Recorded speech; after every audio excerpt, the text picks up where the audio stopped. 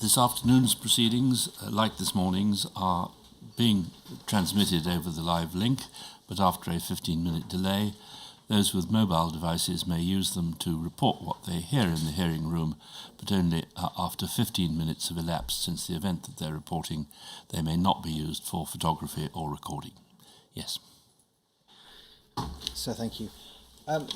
Mr. Tiddy, this morning I asked you about why you didn't condemn the behaviour of DC's Boiling and Jenner in your operational legends note. Your response was, because that was not the intention or the point of the note, that I think would have taken place elsewhere. Where and by whom? Where would that condemnation have taken place? If that disciplinary route that you are referring to were to have taken place, that would have been away from SDS, because in a sense the two gentlemen had already moved on. So that's probably what I meant. Who would you have expected to initiate a disciplinary process, given that the conduct complained of happened on SDS? The initial referral may have stemmed from SDS, but it would have gone much further up. It would not have stayed in the SDS office. It would not have stayed at SDS. It would have gone further up the chain. And can you speak to whether that in fact happened? I can't, no. What would you have expected to have happened? I don't know, for the simple reason is that I didn't follow that strand of thinking. I followed what I thought was something to look at, which was the safety of further undercover agents coming into the field. Thank you.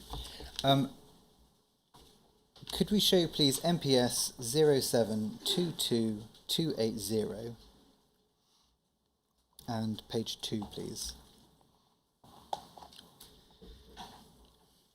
This is an interview you gave to Ophern in July 2013 that we looked at earlier.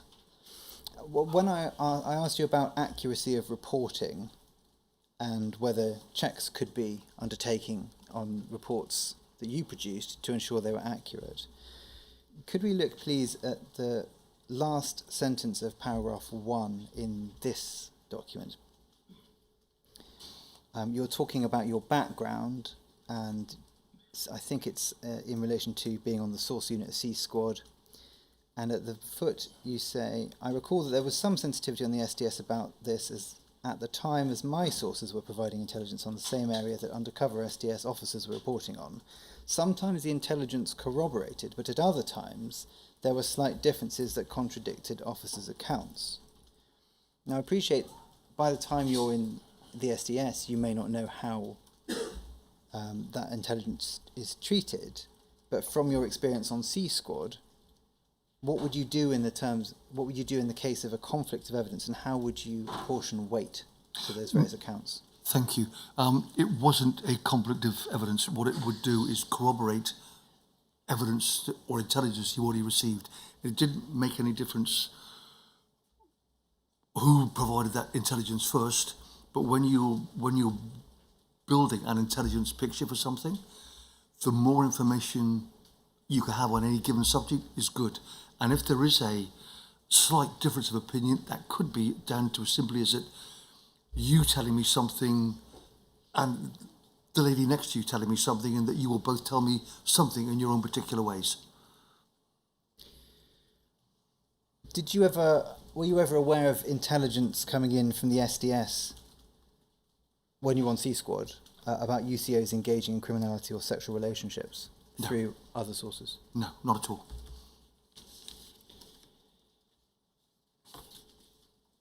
I asked you about S, the former wife of Mr. Jenner, and I asked you about the Christmas party.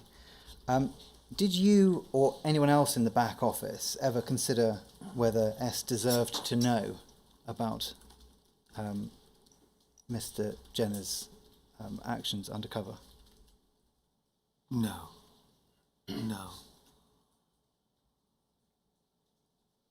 Did you ever suggest to Mr. Jenner that he ought to tell his wife about his infidelity? No. And why was that? When? I mean, you were talking to me, I think, on 2 different time periods.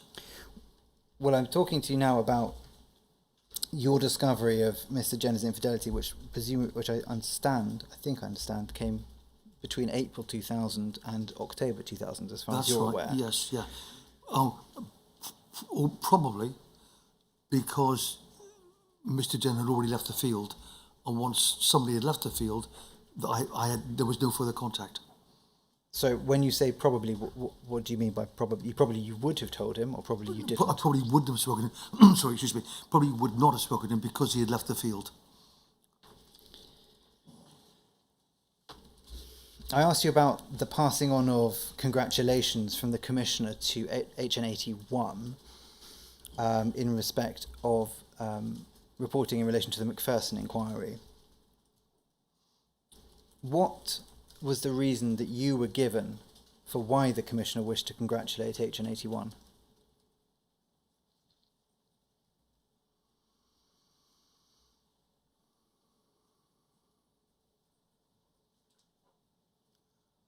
I cannot recall specifically the substance of the congratulations, but it would most certainly have had to do with the work that the person was conducting in the field. So you have no recollection of what you said congratulations for? I'm sure I was told or knew, and this but I cannot tell you now. It would be unfair. I will be speculating. And so you cannot speak to what aspect of HN81's reporting he was particularly pleased with? Is that you're nodding that? Yes. You will be aware of the murder of Michael Menson in the late 1990s, the investigation of which was subsequently criticised by the PCA in 2002. Do you recall that murder? The name definitely rings a bell. The specifics, no. Was Special Branch available to provide intelligence in relation to lawful campaign groups? No. Was that something that may have been general knowledge within the MPS? No, not at all. Was that something that on C Squad you were ever asked to do? Possibly in respect of if any demonstrations or protests or whatever, or vigils, whatever the case may be, if they were happening on district, on division, then assessments would be asked. Special Branch would be asked to provide assessments for local police. But no specific intelligence? No. In relation to members of campaigning groups? None whatsoever. So those are the Rule 10 questions which I've received to ask this witness. I believe is there any are re-examination? No, thank you. Mr. Tiddy, thank you for coming to give evidence. I know that you have a procedure ahead of you. I wish you the best of luck in that. And I'm very grateful to you for coming to give evidence, notwithstanding that you're awaiting it. Thank you. Sir, thank you very much. We'll resume with our next witness, Helen Steel, and we'll resume, I hope, at 1:45, but possibly, if I hope, even more, a little before. Let's see.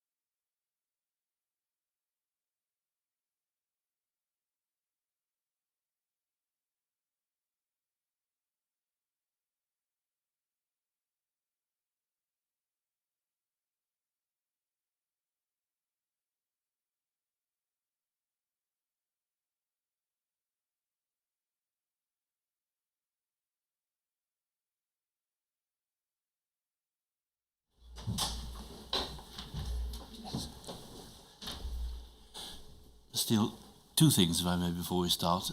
First, you, of course, remain bound by the affirmation that you gave last time. And secondly, the intention is to sit until about 5 today.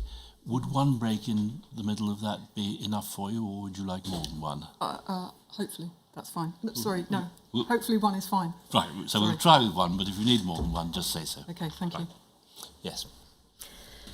Actually, could I just say something? Of course. Because you asked a question at the end of the last I did indeed. hearing, and I have given it more thought, Yes. but it's a little bit out of sequence at the moment because I kind of want to get to the end of the relationship. So I can, if I could deal with that later, that would be good.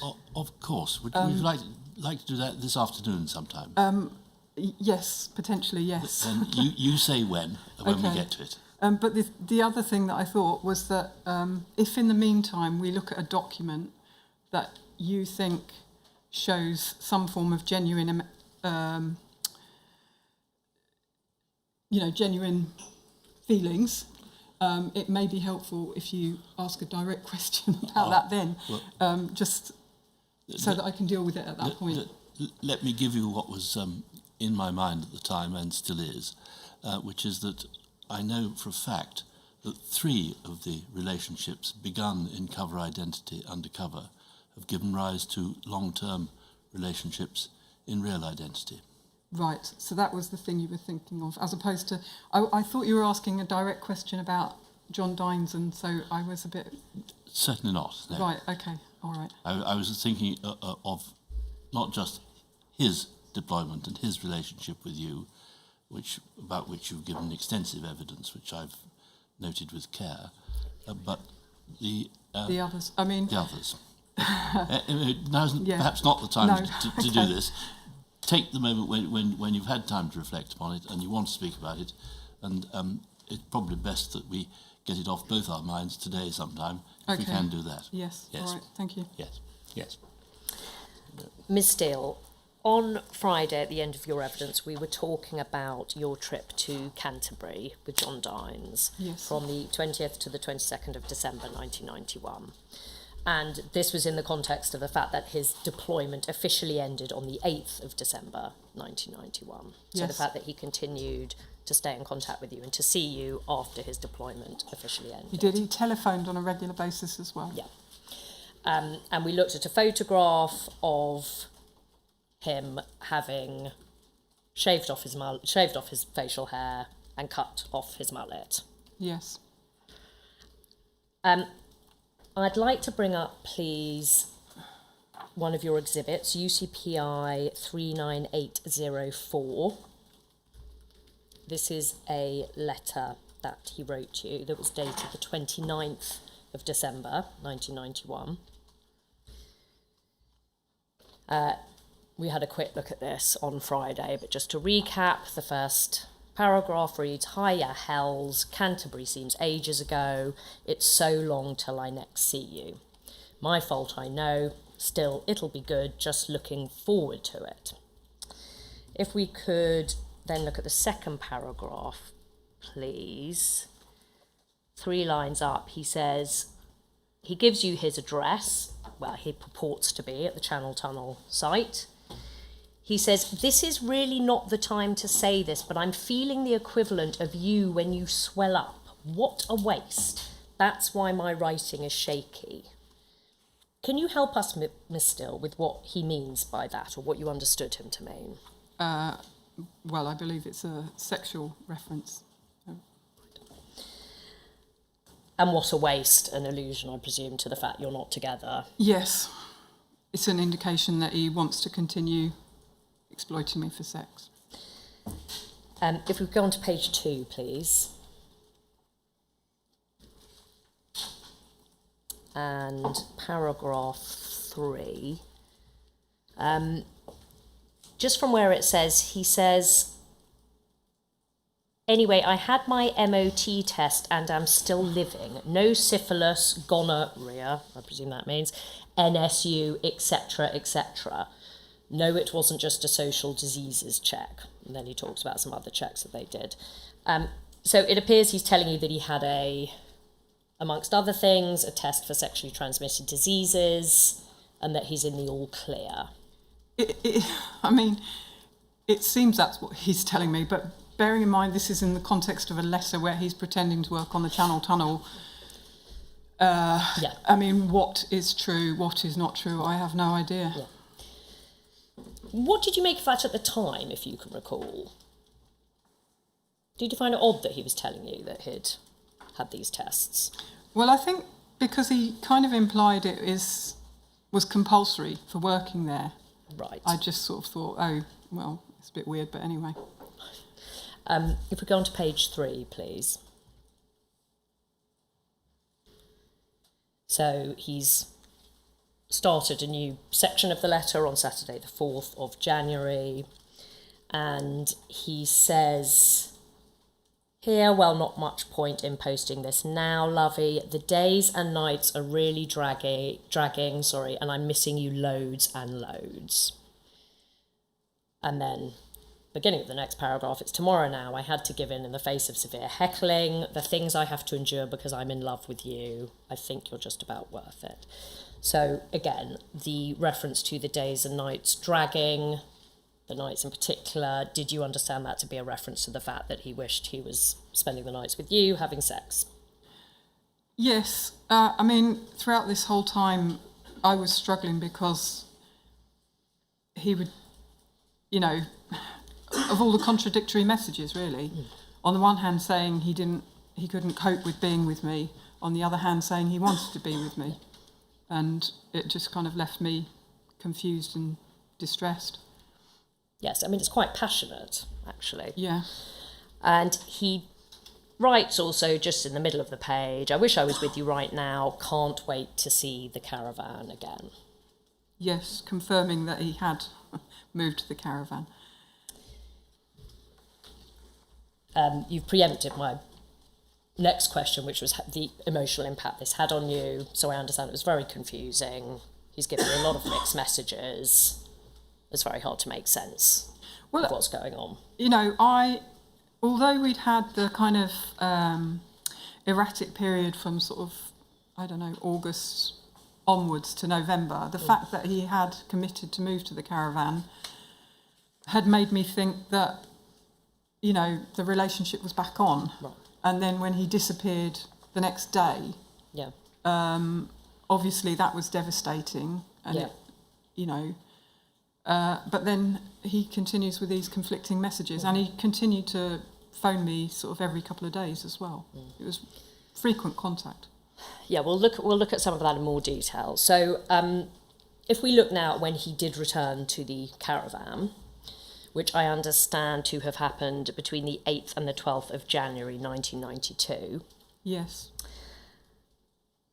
You mentioned this on Friday, but you said that this visit was timed to celebrate his, what we now know to be his cover birthday, but what you believe to be his real birthday, which was the 9th of January 1960. So you understood him to be turning 32. Yes. But in fact, he was 35. Hang on. His real birthday is the 24th of May, 55. Yeah, but he's 5 years older than his cover identity. Yes, apologies. So he was in fact turning 37. Yes. Sorry, I'm terrible maths. The first night you spent together in the caravan when he returned, did you speak about your relationship? We did. Because of his behaviour, I had been increasingly thinking, losing faith in believing that he was going to come back, and thinking that it was over and that I just had to get used to that. But when he came back, he convinced me that he did want to come back. And I believed it, I don't know. You say in your witness statement at paragraph 500 that he said to you that he'd been thinking things through and that he wanted to come back for good. Yes, well, that was the whole reason he'd said he'd gone to France initially after he left the caravan, was to clear his head and to think through what he wanted to do. And then when he went to work on the Channel Tunnel, the impression he gave me was, again, that he was like saving towards, you know, putting down a deposit on a bit of land and somewhere to live together. Yeah. So, I mean, it's hard to say now because all of it was so conflicting, but as I say in my statement, when he came back on for his birthday, what I thought was his birthday, in light of what he said, I believed that he wanted to make the relationship work again. Yeah. He stayed at the caravan for 4 days. Were you having sex over that period? Yes, a lot of sex. I mean, we had sex every day and twice a day on some occasions, yeah. And it was, in general, initiated by him. At the time, did you interpret that as a sign of his commitment to the relationship, of his ongoing affection?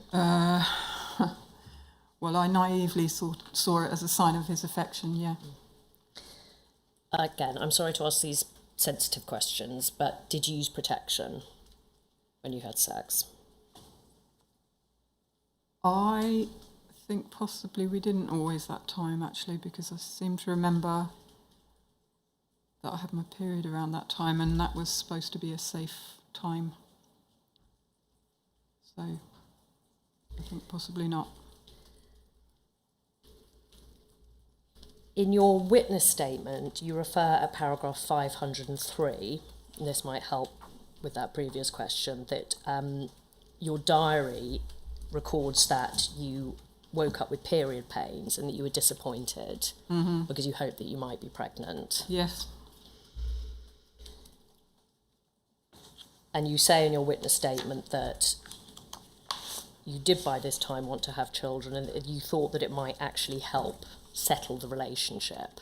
Yes, because he attributed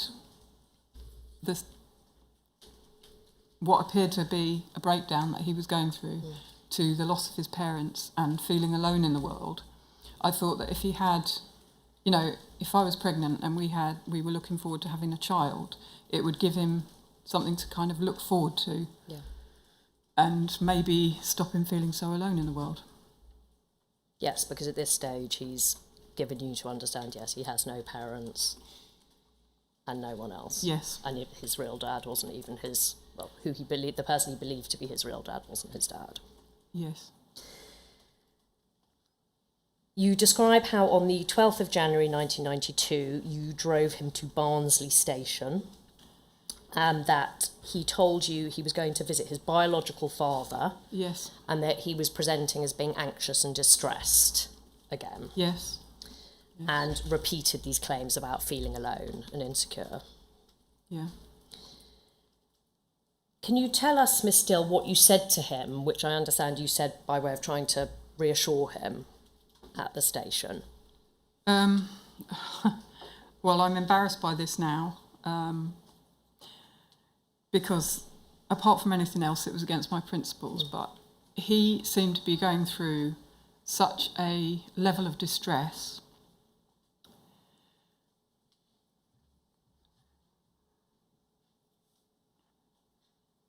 Well, please take your time.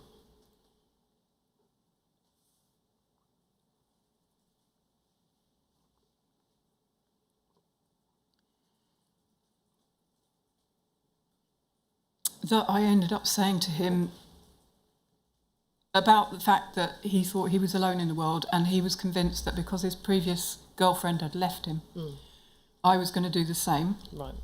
And so in order to reassure him and make him feel better, I said that if it made him feel better, I would be willing to get married, which was actually something. I opposed marriage. So it was like completely going against my principles to say that. But it's indicative of how much you wanted to reassure him and how much you cared Yeah. about the relationship. And you made the point in your witness statement that the fact that you said that and that it was so contrary to your principles was illustrative in a fact of how much you'd lost yourself and your sense of self-esteem. Is that I think so. I think I'd become dependent on him for my self-esteem to a large extent, yeah. And I think you referred on Friday to the fact that you'd not completely isolated yourself, but you had spent less time with your friends and more time with him. Yes, I mean, well, that was the other aspect. Not only had, during the time that I was living with him in Clyde Circus, I got less involved with politics and saw other friends less frequently than I had prior to that. But moving to the caravan in Yorkshire meant that I was actually away from all my long-term friends. And so, you know, obviously the people that were living on the small holding were friends, but I didn't kind of have the same like long-term relationship with them, and it wasn't easy to talk to them about how I was feeling. Also because I was sort of keeping part of it from them as well, because they had assumed that he was moving up there as well, and I wasn't quite sure what was going on with whether he was coming back or not, and it just felt awkward having to talk about it. Yeah. So you say in your witness statement at paragraph 510 that on the 13th of January he rang you at 8 a.m. and told you that the meeting with his biological father had gone all right, but doubted that he would see him again. And I'd now like to bring up a letter he wrote you in which he describes this meeting. This is UCPI 39805. It's dated the 13th of January 92. If we could go to page 2, please. Paragraph 1. Hello, Hells. Hope you're feeling and looking as lovely as ever. Hope your beautiful little thumb is healing well. Thanks for a great few days. It was great to be with you and live together again. I'll just pause there, so that shows that he considered that we had lived together, yes, contrary to what he's claiming now. Yeah. Even if it was for such a short while. Oh, well, only 12 days to go. What's that a reference to? Can you help us with that? Until the next time we were intending to meet. And I understand, was that the Bloody Sunday commemoration march? Is what it says in your witness statement, if that helps. Right. Yeah, sorry. I thought that came later in the sequence, but if it's in my statement, I'm sure it's right. He then continues, he says, thanks as well for the 8 hot toasties, cheese, flapjack, orange, clementine, dates, macadamias, just might keep me going.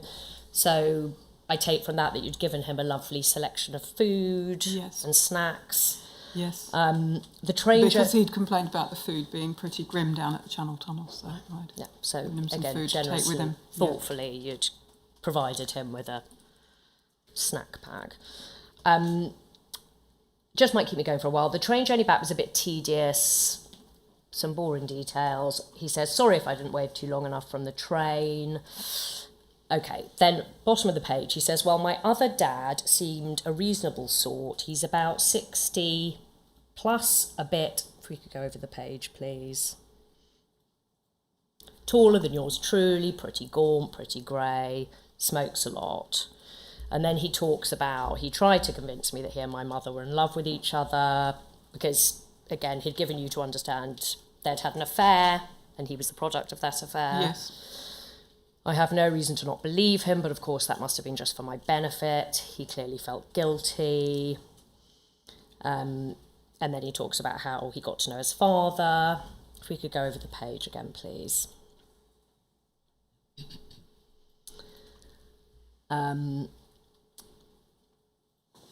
He says, the worst bit was when I told him they were both dead, meaning his mother and his father. That was real hard. Told him I had no brothers and sisters. I think I've missed a bit. I think on the previous page he talks about how he was a postman. His dad, yeah. Yeah. And then on page 5, he talks about privacy. We've redacted his first name. Right. How this supposed actual father, has 3 kids, a son and 2 daughters. The boy is a booking clerk on the Tube, his youngest daughter is a nurse in Tufnell Park, and his other daughter is educationally backward and can't cope with the job. His wife is a cleaner. Now, I understand from your witness statement that these details are actually accurate. Yes, And- about his real family that he grew up with, yes. We'll come to how you established the accuracy of his father's profession. How did you establish the accuracy of his siblings' situation? Well, in the course of my search to find out who he really was, I looked up a lot of things and found out that information. Right. If we go to page 6, please. Just at the top of the page, he said he's still talking about interacting with his real father. I wrote down our address and phone number. So again, our address and phone Yes. number. He took it but screwed it up and just said he couldn't see me again. I tried to make him feel all right about it. I went to shake hands with him, but he couldn't/wouldn't. That was it. Oh well. It's not actually sunk in yet, but it's okay. So he paints quite a poignant scene there. If it were real, it would be poignant. Yes, I felt sad for him when I read this. Yeah. Yeah, it's sad. And I imagine, as you were already quite concerned about your mental health, did this have an impact on those concerns? Yeah, I mean, you know, looking at it now, it's just incredible the lengths that he went to. I mean, writing all this down and Yeah. why? Like, Yeah, going into such detail. You describe how he phoned you again on the 16th of January, but then you hadn't heard from him again, and by the 20th of January you were getting anxious. yes. If we could bring up, please, another letter from him, another one of your exhibits, UCPI 39806. Just to say in relation to that, Yeah. that's an illustration of how frequently he phoned me, that by sort of 2 or 3 days later, well, Sure. by 3 days later, I'm getting worried because he hasn't been in contact. Thank you. So in this letter, we'll look at some focus bits in due course, but this is a letter in which he's setting out the fact he is apparently in a state of some mental distress. If we could go to page 4, please.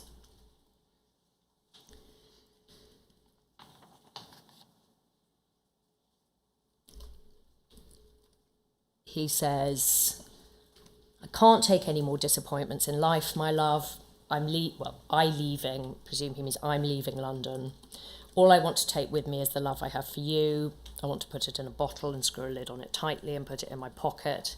This way I can never lose it. I can never be hurt again. You're the only person I have left. I won't lose you as well. Or I can't read that word, but it's I won't or I can't lose you as well. But I've lost hope in life. I'm just not meant to be lucky. So, again, reading that, if it were written in good faith, that's quite troubling. I've lost hope in life. That makes him sound desperate. Yeah, it's highly emotive. I was very worried for him. I mean, the other thing about this is that you'll see all the kind of splodged bits, which is what I took to be tear stains, which happened with the other emotive letters that he wrote. So he went to quite some lengths to carry on this deception. Just carrying on that page, he said, I've decided finally, cowardly perhaps, not to risk my feelings for Helen. She has never let me down. If we could go over the page, please. She's been so kind, so loving, so wonderful to me. The images I have of her are too beautiful to spoil. If that happened, I don't know what I'd do. So that's pertinent to his claiming that you never reciprocated any emotions, that you were cold. Yes, it's a complete lie. If we go to page 6, please.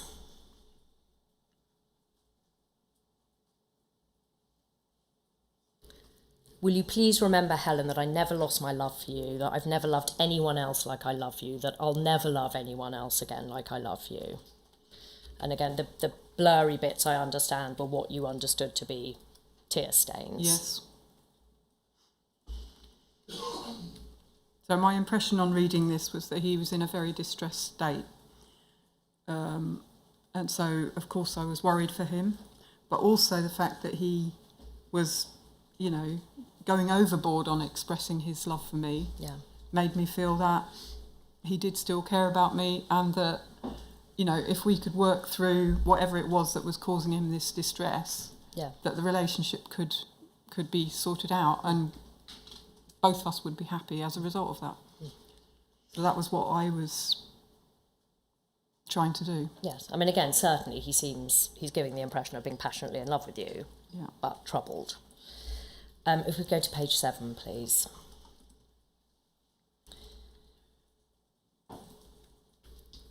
He writes at the top of the page, I don't know where I'm going, so he's conveying the sense that he's going to disappear, run away.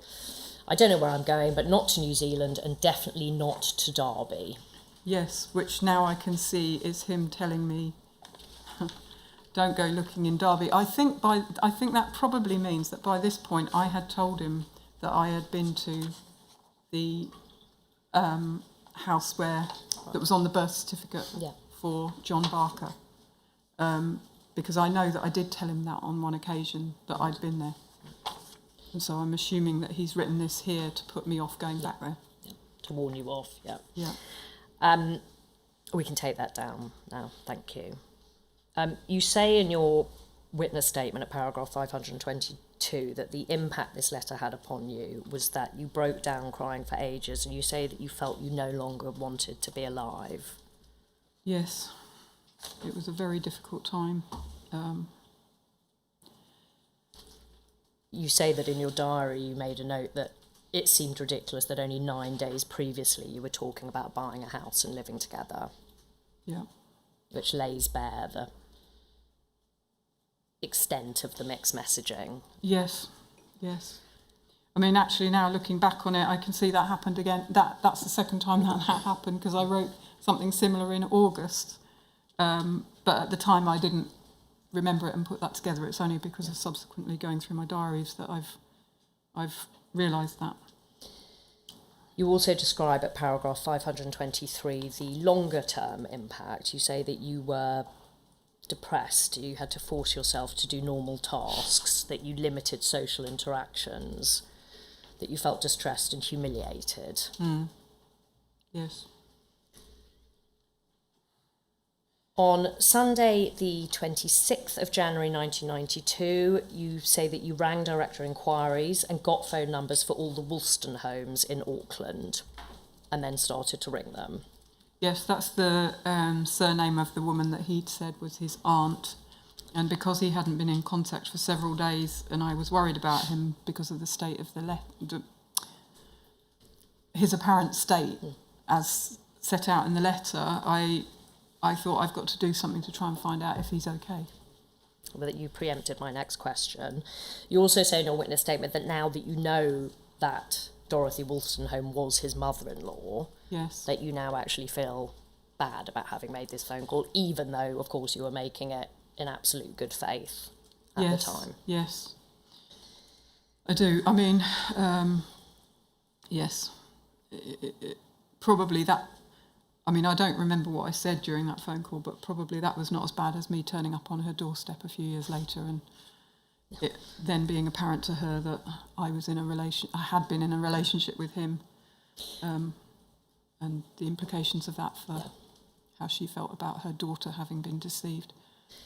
Well, quite. And you say in your witness statement, actually, that you said to her when you rang her, you asked her to tell John Barker that you loved him and you wanted him to ring you.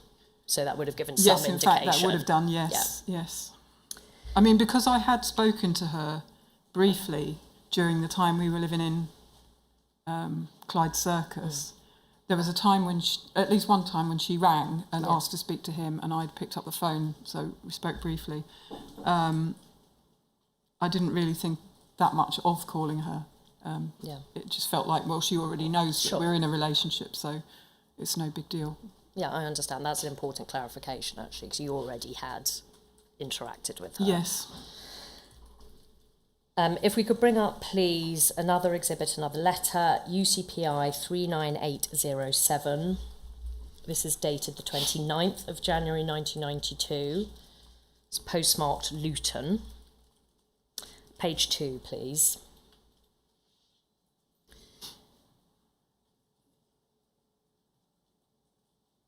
And he's written, I should probably stop saying these sorts of things, as in loving professions of love, but I can't. I can't stop loving you either.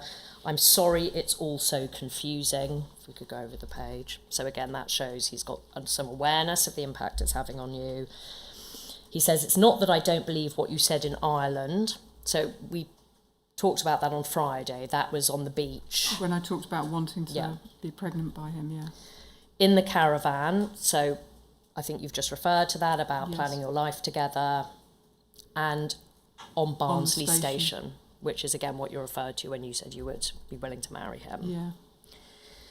I do believe you, Hells. I know that's how you feel. And then if we could go to page 3, please. 4 lines up from the bottom.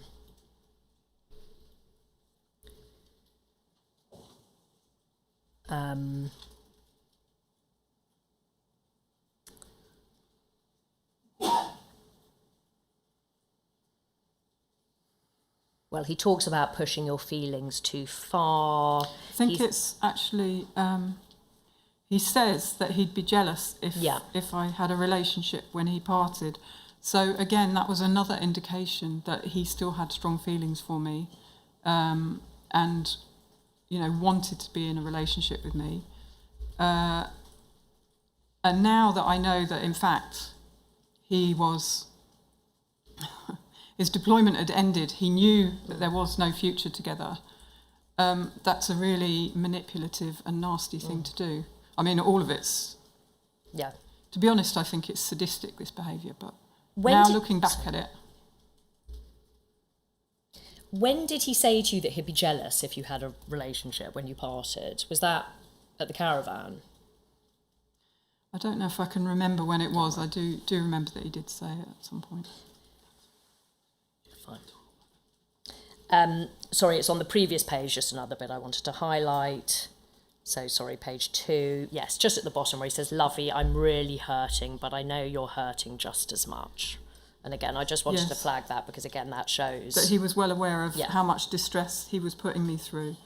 Can I just mention here, because that's been privacy redacted, but to make sense of it, you need to know that that's the person who he was saying was his biological father. So he's saying that the meeting with his biological father hadn't gone well, and so he's basically referring to that distress. I understand. Well, that makes sense. That does help. If we could just go on to page 5, please. He says, I'll come to see you. I've tried Norm a few times. And then a little further down, he said, I've had 4 to 5 pretty torrid days, just strolled about. And again, I understand from your witness statement, from your evidence on Friday, that this would appear to be a reference to his claiming to just walk the streets all night when he's feeling distressed. Yes. And so it was, again, another thing that caused me to worry about him, And now, you know, I feel like I can be fairly confident he was back at home in bed with his wife and not in a state of distress. Yes. And back working at Scotland Yard. Yes, indeed, yes. Sorry, my page references were out. The reference to being jealous is on page 4 of this document. I just want to say that for the transcript. This is just a quick question. On page 6, he refers to, can I hang on to the sleeping bag? So had you also given him a sleeping bag that he'd kept? Yes, he borrowed my sleeping bag supposedly to use it at work because he said he was living in a caravan on a site at this point, I think. Yeah, he refers to that in this correspondence. You say in your witness statement that he then rang on the 2nd of February. You spoke for 25 minutes. and that you arranged to meet in Scotland and to go to Barra again. Yes. So the idea of going to Barra was that we could maybe try and talk through the difficulties and work out a way forward that wasn't going to continue causing so much distress. And of course that was the site of your previous idyllic, Yes. blissful Yes. holiday together. You also say in your witness statement that after you spoke to him, you rang Aunt Dorothy again because you wanted to let her know that she was all right. Is that correct? Yes. And again, when she spoke to you, how did she sound? Did she sound friendly? Was she standoffish? Can you recall? I can't remember now, sorry. Moving on now to the trip to Scotland. The 5th of February 92, you say that you met Dines at Edinburgh Station. Yes. That's paragraph 543. Dines was staying in a B&B, but you were staying at your sister's flat that night because you were having dinner with her. Yeah. Did you feel you could talk to your sister about what was going on with John Barker, or did you? No, I don't think I did. I think I felt like I didn't really know what was going on myself, let alone being able to try and explain it to someone else. On the 6th of February, that was a Thursday, you took the train to Oban, you got a ferry to Barra. Once you got to Barra together, what did you do in terms of your activities? Well, the weather obviously wasn't anywhere near as nice as when we'd gone the first time. I mean, we went walking, Yeah. did a bit of cycling, but kept getting rained on, and so went back to the cottage and would be talking, and yeah. And were you having sex? Yes, Was he instigating that sex? in the main, yes. I mean, he kept, throughout this, I mean, the whole thing was, he kept professing his love for me and saying he wanted to be with me, but also saying he felt like I was going to walk out on him. And so he felt insecure, and that he wanted to end the relationship before I ended it. I mean, it didn't make any sense, but I think I was just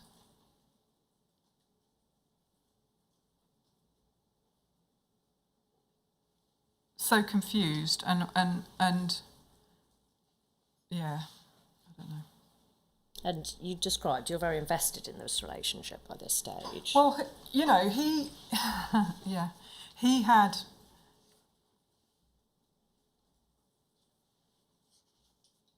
he'd spent all that time grooming me and then love bombing me and mirroring my interests, and it did feel for a long time that it was like a perfect relationship, and so of course I was invested in it and wanted it to continue, and the fact that he kept going and coming back,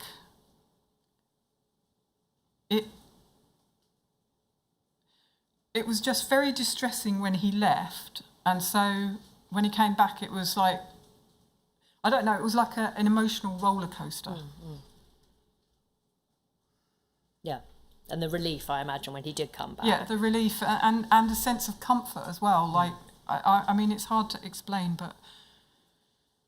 Well, you were explaining it well. I mean, I understand, insofar as I am able, what that must have been like.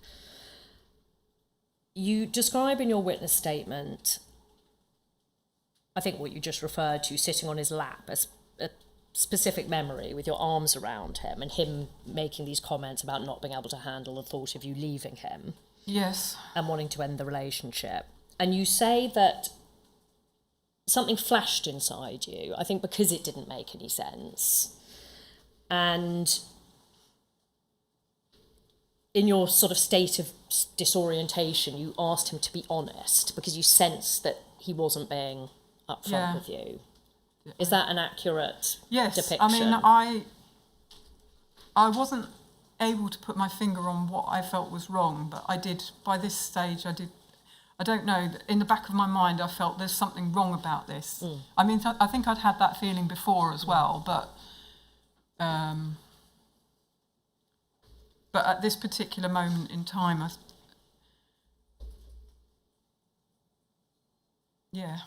I just ended up. I remember I thought about during the time we were about to move out of the flat in Clyde Circus, and he had been behaving erratically and saying that he was staying elsewhere and not coming home at night. And there'd been the night when he said he'd been staying in a hostel and I'd phoned the hostel. And because of that being, I think, was the first real sense I had of he's definitely lied to me. My mind flashed back to that. Right. And I don't know what put this thought in my head, but I suddenly thought, could he be an undercover policeman? And so I ended up saying, it was like on the tip of my tongue to say that, that asking him to be honest with me, because the fact that he kept lying about walking the streets at night, and I was really worried about that, I just felt like I wanted him to be honest with me, and it was on the tip of my tongue to say. Yeah. Sorry, I've got a bit. No, don't worry. This is important, but I understand that you didn't say that to him. No, because at the moment when I thought I should say it, I just thought that's such a devastating accusation to put to somebody. And I also felt I'm in the middle of nowhere on my own with him. I mean, all this happened so fast. It was like a flash through my mind, but I remember feeling both a mixture of I can't accuse the person who I love of being an undercover policeman, and also, if I did, I'm on my own with him in a remote place, and I it was all very fast. Yeah. And so he had asked me what my fears were. Yeah. And I just made up an answer, which was that you're having an affair. But it's a very clear memory, and in fact, I've just in the last week when I was asked to find a particular letter. Yeah. In the course of that, I found some more letters that I sent to him in 2003, and I actually refer to it in that letter. Right. I understand we'll process those letters. I'm sorry, I haven't managed in due to sort course. them out properly. The next morning, so this is the Sunday, this is the 9th of February, you say that you talked and he said that he wanted to leave the next day. Yes. So leave the holiday prematurely. Again, I imagine that was incredibly discombobulating and distressing. It was distressing, yes. And he then said that he would actually stay. Yes, I mean, I was very upset and I cried. And then at some point he said he would stay. And that happened a couple of times more on that holiday. That he would chop and change his mind. Right. But throughout all that time he continued wanting to have sex with me. Yeah. Well, my next question was going to be, you refer to an incident in your witness statement where in the night between the 9th and the 10th, the Monday, that he touched you sexually in the night, even though he'd been messing you around, saying that he wanted to leave, yes, wasn't sure about the future, and that you expressed your disquiet about this. Is that right? Yes, I felt that if he didn't want the relationship to continue, he shouldn't still be seeking sex from me. And how did you react to that? I mean, it's hard to say because I also had conflicting feelings because I didn't want the relationship to end.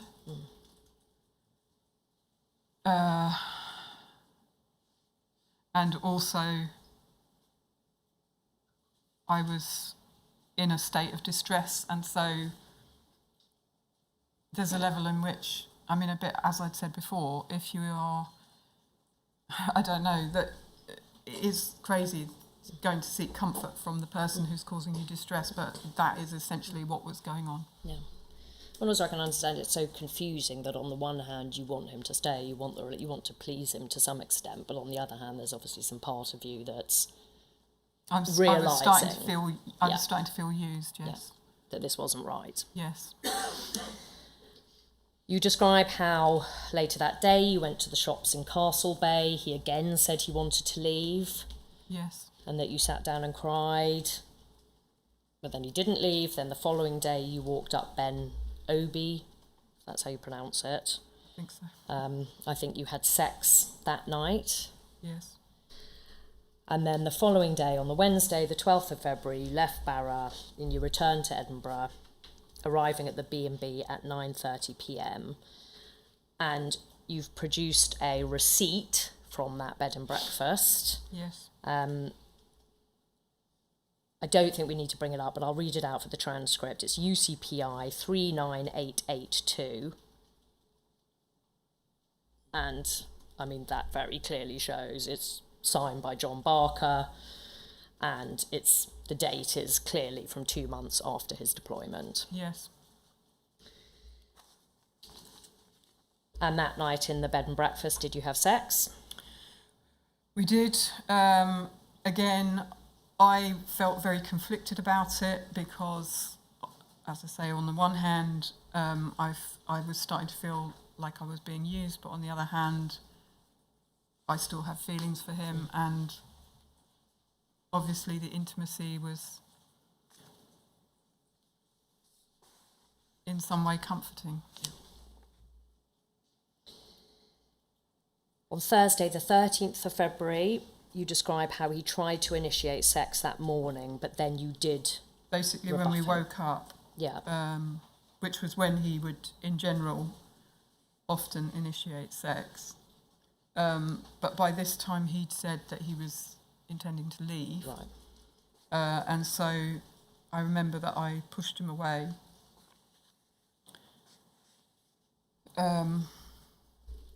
I was feeling very upset, and I don't know. Yeah. Well, I mean, that's what you say in your witness statement, that he said he was leaving that day, and as far as you were concerned, you thought that might be the last time you saw him. Yes, and it felt like, how can you want... I mean, obviously it's very naive now, but how can you claim to want to leave me but still want to have sex? Because to me, sex was about, you know, the intimacy and the relationship, and I mean, it's all just like, it's all the conflicting messages that he was giving, and I became very confused by that. Yeah. Well, an expression of the love that he claimed he felt in these many letters that he sent you. We did end up having sex in the end. Right.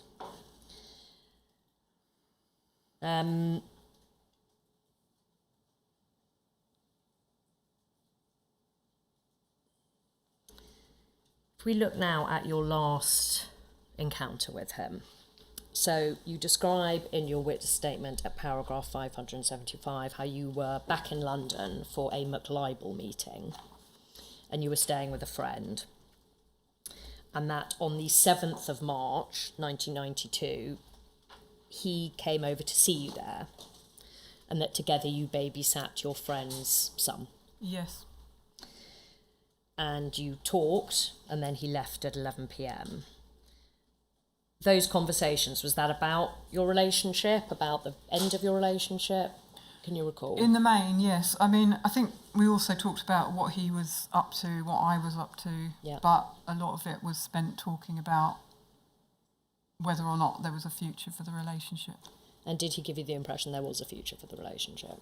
I think it was a conflicting message again. So on the one hand, he'd say that he wanted to be with me. On the other hand, he'd say that he couldn't handle it. Right. And was he presenting as mentally unwell, or at least distraught, or as fairly together? I mean, throughout the time from when we last saw each other in Edinburgh, Yeah. he had phoned me regularly and also written letters to me again, which alternated between saying how much he wanted to be with me and then saying he couldn't be with me. So it was all just a kind of continuation of that. You describe how he returned on the 8th of March 1992 and that you walked to Alexandra Palace Park and had a walk in the park, and that you saw him off onto the tube at Turnpike Lane at 8 p.m. So that was the 8th of March 92, and that was the last time you saw him. Yes, in his undercover identity. In his undercover, yes, sorry, John Barker. I should make that clear, yeah. He handed you a letter. I'm not going to bring up that letter, but I do understand there followed a number of letters and calls from that last in-person encounter in his undercover identity, and that you continued to receive letters up until late April 1992. I'll bring this one up. So this is UCPI 39811. You received this on the 14th of March 1992. And he writes, "Not sure you'll like this card, the picture on the front that is, it's the best I could find. Hope you're okay, Hells. The weekend with you did me real good." So that's the weekend we've just talked about. Yes. Little by little, maybe. Now, you talk in your witness statement about your reaction to this bit in particular. Yes. So what he seemed to be saying here was that if we took it gradually, things might work out. That he was getting overwhelmed by, if we spent a lot of time together, his fears that I was going to leave him. Yeah. But that if we met up occasionally, he could cope with that sort of thing. Right. I think that's what I understood Okay. by it.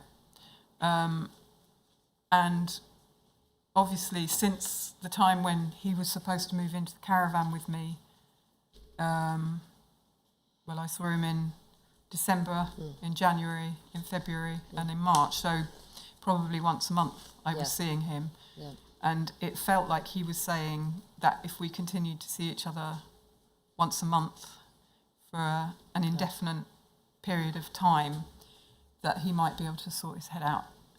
Right. And I remember just thinking, because I had asked him to go to relationship counselling with me to try and work through whatever it was that was going on in his head, because I felt completely out of my depth, and he didn't want to do that. And then I tried giving him the books in the hope that he would, you know, read them, think about them, and maybe get help for himself in some way. And that here he seemed to be saying that if he just continued to see me once a month, things might work themselves out. And so I remember it hit me at a particularly low point, and I just felt a bit like I was being, well, correctly messed around and used. And so I ended up writing him a letter. Yeah. I don't have a copy of that, so I don't remember exactly what I said, but basically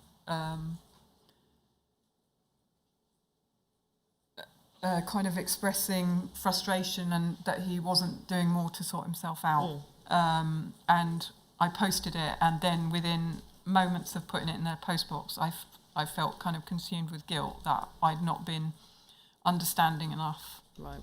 And I went back to the caravan and wrote another letter, you know, kind of trying to undo everything I'd said in that letter. Right. And you felt guilty because you believed he was in a state of mental distress, Yes. that he was struggling emotionally, Yes. and you didn't want to make it worse. Yes.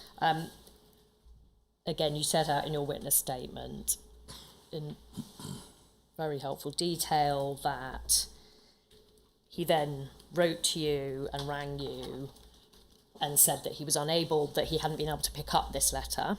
Yes, it went on for quite a while, I think, that because the only way I had of communicating with him was he would give me like post-restant addresses. Yeah. I didn't have a phone number for him. I didn't have a proper address for him. So he could phone me whenever he wanted. He could write to me whenever he wanted. But the only thing I could do to communicate with him was to send letters to a post-restant. Yeah, so he had full control over the Yes, over the frequency of at least the telephone communication. And even, yes, if you're writing to a post-restant, you have no idea Yes. when and if he's going to pick it up. Exactly, and like, you know, here he's, after this, he then says about, he hasn't been to pick it up. Yeah. And I had no way of knowing whether or not that was true, but in retrospect, I think that he had actually picked it up, but he wasn't sure what to do about it. Right. Because it was potentially going to be the end of him being able to continue to see me and exploit me. Yeah, yeah.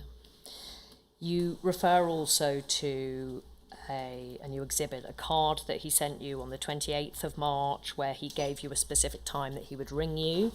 We don't need to bring it up, but I'll just mention the reference. It's UCPI 39813, where he said he'd ring you at 4:30 to 5 p.m. on the 1st of April. Talks about having a few grim days, and said he was getting a lift up to Tring. But I understand that he didn't ring you on that date, That's right. and that you were then deeply concerned. I was very worried because I think by then, I can't remember all the letters, but anyway, Yeah. I was worried about his mental state and the fact that he hadn't contacted me. I mean, there were points when I was worried that he just seemed to be being so kind of reckless with his health, like walking the streets at night, and also he talked about drinking, and Yeah. so I was worried about whether or not he had a drink problem. I was worried about him, so I went to look for him. And In Tring? yes, I borrowed Norman's car, and I drove around. I drove to Tring, and I drove around the building sites because he told me he was working on road building sites around Tring at that time. Right. So I drove around the road building sites that I could find and Yeah. asked at the gates if they had. I showed them a photograph and asked if they'd seen him, Yeah. and none of them had, obviously. But one of them said, "Come back at the end of the day, Yeah. and you might see him coming out." So I hung around to do that, and in the meantime, I phoned the woman that I was staying with in London, Yeah. and I was told that he had called there and asked to speak to me. I think I made a second phone call. But during one of the phone calls, I was told that he had said he had been given a message that I would be back at her house Yeah. later, and he said it will be too late. And so then I became extremely worried about what he meant by too late, and was he planning to kill himself? And you seriously thought that might be Yes, a possibility? yes.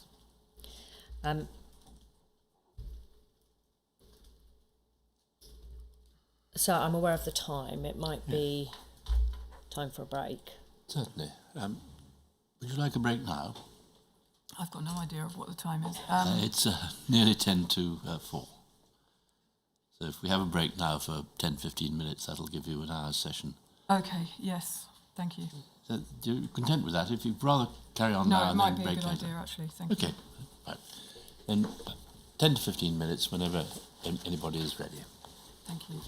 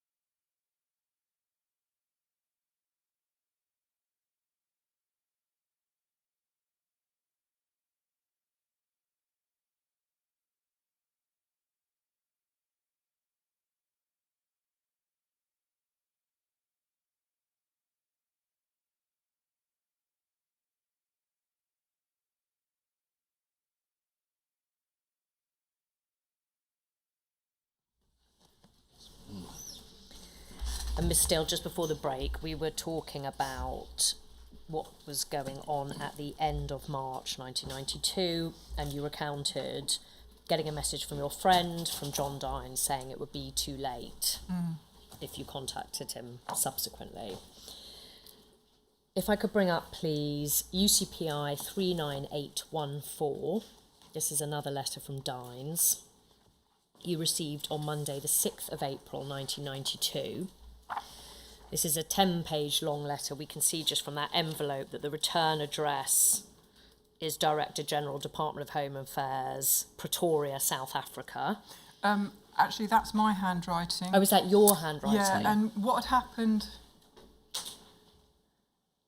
So I had gone back to my friend's house and been really worried about what's happening. I think possibly he had said he was putting a letter in the post. Right. And so I was hoping a letter would turn up, and it didn't turn up the next day.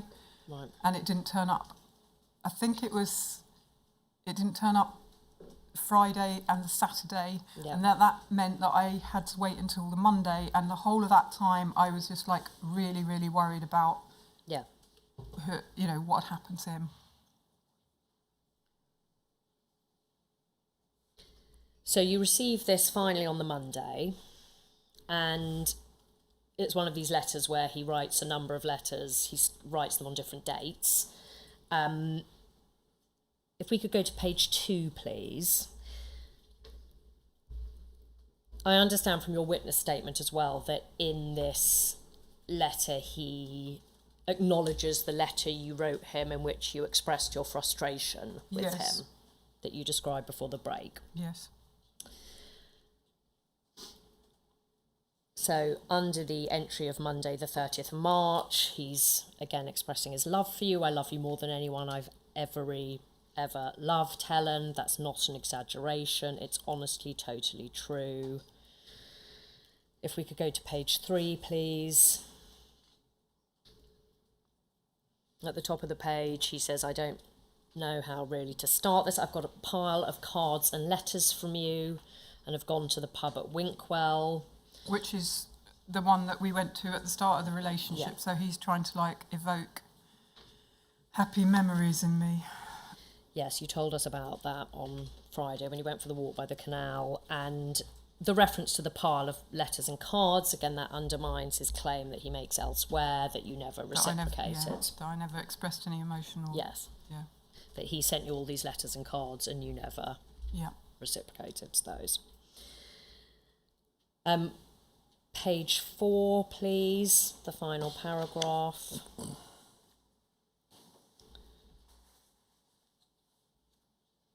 And he's talking about his mental turmoil. He's saying, what I said about your influence on me, I meant I didn't want to be persuaded by you short term. I wanted to be convinced by me. If we could go over, please. You don't have to convince me to love you. And then if we just skip down a bit, he says, I just wanted to love someone and be loved, but the truth is, until I met you, I never was. No, not my father and not my mother either. I always pretended that was not the case, that she and I got on great. That was/is crap. I was blamed for my mother being pregnant outside marriage. I've got little now scars from being slashed with a chopping knife as a kid. If we could go over the page, please. When she got in a rage, I was the butt of her frustrations. Yes, she ran the Plunkett Society. I understand that to be a charitable organisation. So he had told me sometime during the relationship that his mum did voluntary work for the Plunkett Society in New Zealand. It's a New Zealand charity that helps with children in difficult circumstances, I think. It's something to do with either children or... I understand it's helping people in rural communities. He definitely described it as something to do with children. Right. I can't remember exactly what it was, but... Well, that would make sense in this context, in the sense of she was nice to other children, but horrible to him. Yeah. she was great to other kids, but not yours truly, and I felt guilty. It was my fault. I've got an aunt who's a bigot, another father who's not interested, friends who let me down, right on people who don't really give a damn for each other. The aunt who's a bigot is a reference to the woman that he said was his aunt that lived in Derby. That Okay, again is, right. he did use Derby as part of his cover identity, contrary to what he said in his statement. Yeah. I understand. So that's not Aunt Dorothy that he's That's not Aunt referring to Dorothy, there, right? no. So, in addition to the 2 dead parents and losing his job and the litany of terrible events that have befallen him, he's now confiding that actually he was physically abused Yes. as a child. How did that affect you when you read this? I was extremely distressed by it. I was worried about him. It was very upsetting to think of somebody I loved going through so much torment. And I worried about, again, whether or not, he was feeling so desperate that he might kill himself.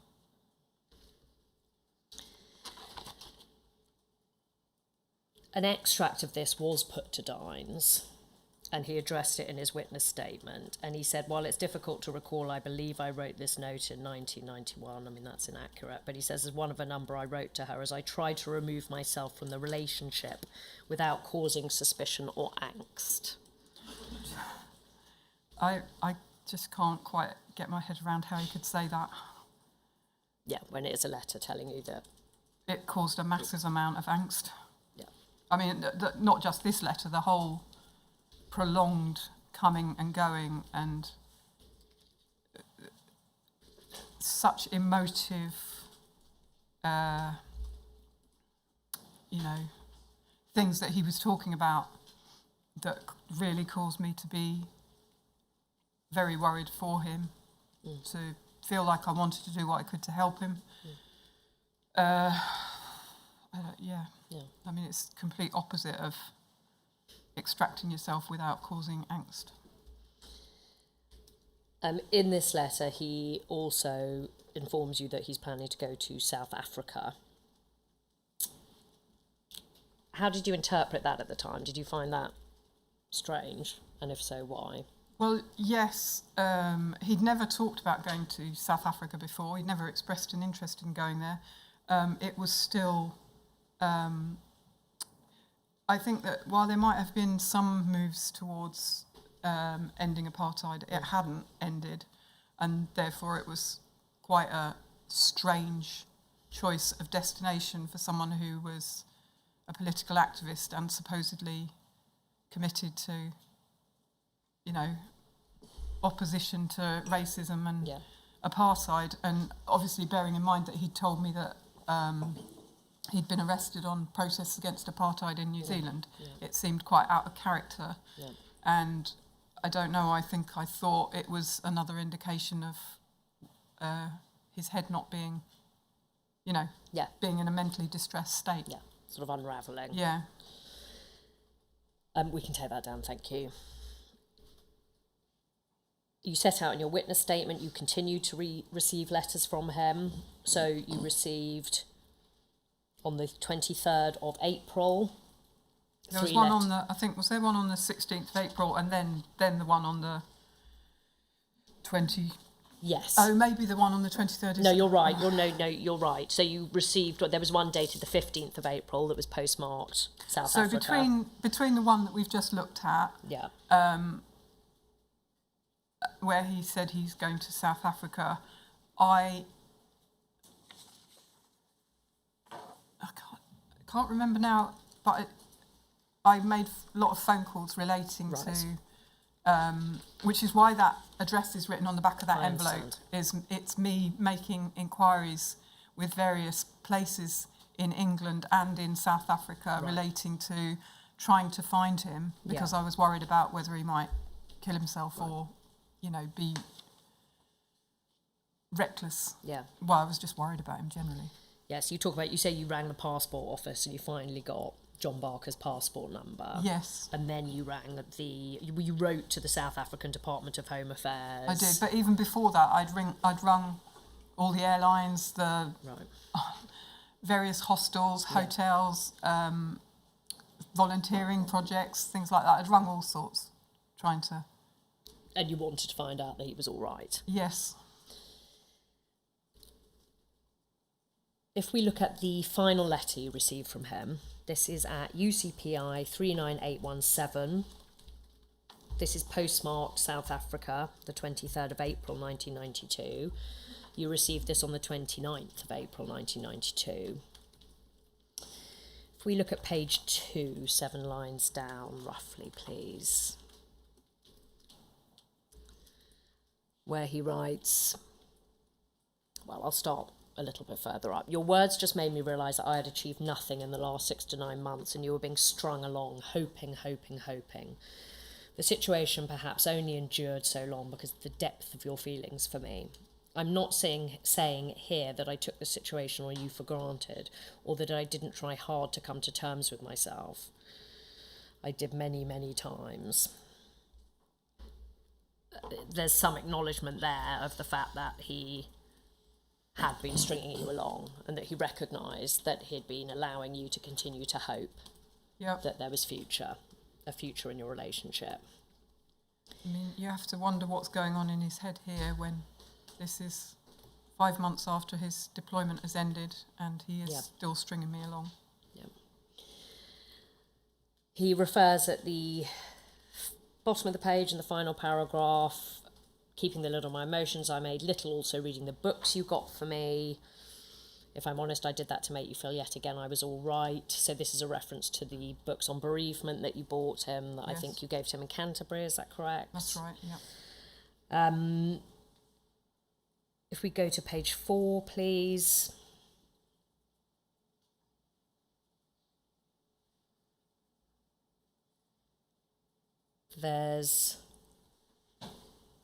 He talks about the fact that I can now at least admit there was a lot of cruelty bordering on wickedness is perhaps a step forward. I don't know. I do know that no kid should be beaten senseless for years on end.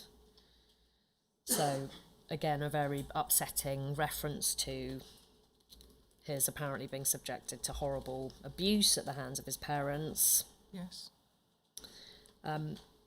He then goes on to make some weird, what would appear to be, what purport to be confessions about lying to you about having lots of one-night stands.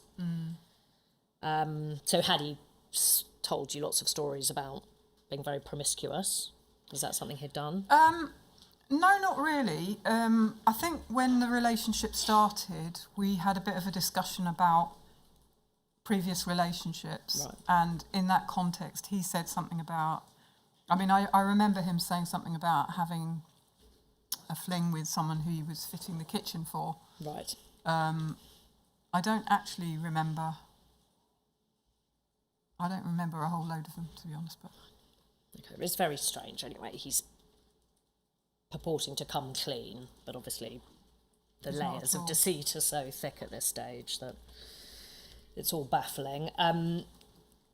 Page 6, if we could go there, please.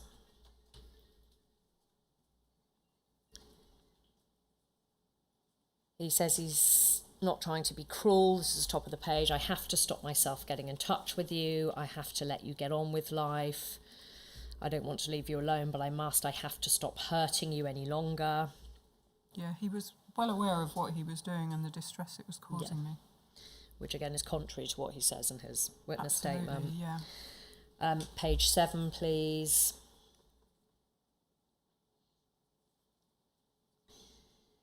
He goes on about, second paragraph, I will have to tell you, Helen, that I love you so very much. So much I hurt, so bloody much it makes me cry. I happen to think you're the best thing that's happened to my life. So again, that's very apparently heightened, passionate expressions of love. If we go on to page 7, please. And as you point out, this is a significant period of time after his deployment's ended. He's firmly ensconced back at New Scotland Yard. Yeah, I mean, I suppose that's another question. Was he writing these letters in his own time, or was this, he's doing this while he's at work? Yeah, who knows? page 9, we can see there's some blotches on this page, which I imagine, again, you Yes. interpreted as tear stains. Tear stains, yeah. Yeah. And he refers to... I think it's that he talks at the top. Yeah. I do know I'll never forget you and all the precious times we had together. I wish I could have a home and kids with you and tell them the things that I was never told and give them the love that I never had and wrap you all around me. And that is a clear recognition that, contrary to what he now claims, he did discuss having children with me. Yeah. And he's lying now. Yep. And then on page 11, he writes, confounds everything I've just written. I hope I can stop running away from you and my problems someday. If I can, I'll come running back to you. So he's still not even decisively ending Making it. a He's clean still break, no. Yeah. No. And the thing about this is, like the previous letter he'd sent, he had actually said he wouldn't be in touch anymore. Right. And that had upset me a lot. But reading this gave me some hope that he might come back. Right.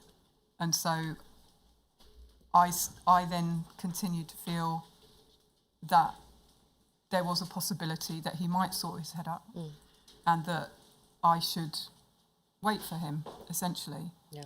which is what happened. Now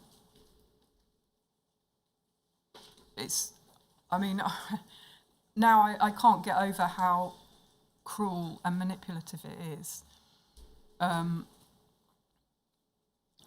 Like in a normal relationship, if you have an ending, you generally have at least a series of conversations, and you kind of get some sort of understanding of what's going wrong. And all of this was just, I don't know, it was just saying one thing, doing another, changing his mind, giving conflicting messages, and giving the impression of someone who was having a breakdown and therefore didn't allow me to make a clean break off from the relationship. Yeah. Yeah, I mean, you couldn't really process it because none of it made sense. And if I understand your evidence correctly, when you were together, actually, you got on well. I mean, it's not as if when you were together, the relationship had sort of broken down, as it were. No. That it had become an untenable relationship in Yeah. terms of how you got on with one another or your physical attraction to one another, for example, which makes it even more difficult to understand. Yeah. You say in your witness statement that in the months after the final letter, your housemates told you that he rung the house asking to speak to you. Yes, on at least a couple of occasions he rang and asked to leave a message for me. And how did you feel about not managing I to speak was to him? upset that I hadn't been in at the time when he rang. Yeah. I'm not sure you're aware of this. I'll just bring it to your attention, but this very protracted withdrawal, as it were, from his deployment, this ongoing contact, HN216 in his witness statement, because this contrasts with the account that John Dines gives in his Sparkler interview, where he gives every impression of he wanted to leave as soon as he wanted to get out of his deployment as soon as possible. I'll just take you to this. It's HN216's witness statement. It's at MPS 0749482, page 110.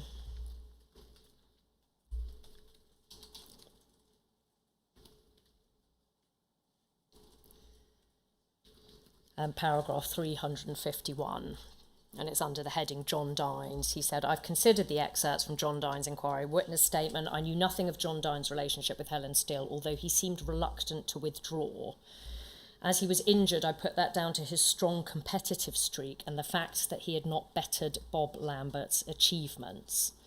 And then if we could go to paragraph 353, please, it's the same page. He says, insofar as Operation Hearn interview with 122 is an accurate record, that summarises the position. We all knew that John Dines was part of the same small group with Helen Steel, but none of us suspected that it went beyond that. I did not authorise John Dines to write to Helen Steel, nor was I aware that he did so. As I have stated above, I believe John Dines was frustrated by his injury and enforced withdrawal. And just the final reference is page 129. Can I just say in relation to that? Yeah. I mean, I did ask this in my statement, but the first time that we went to Barrow together, Yeah. we went for 12 days.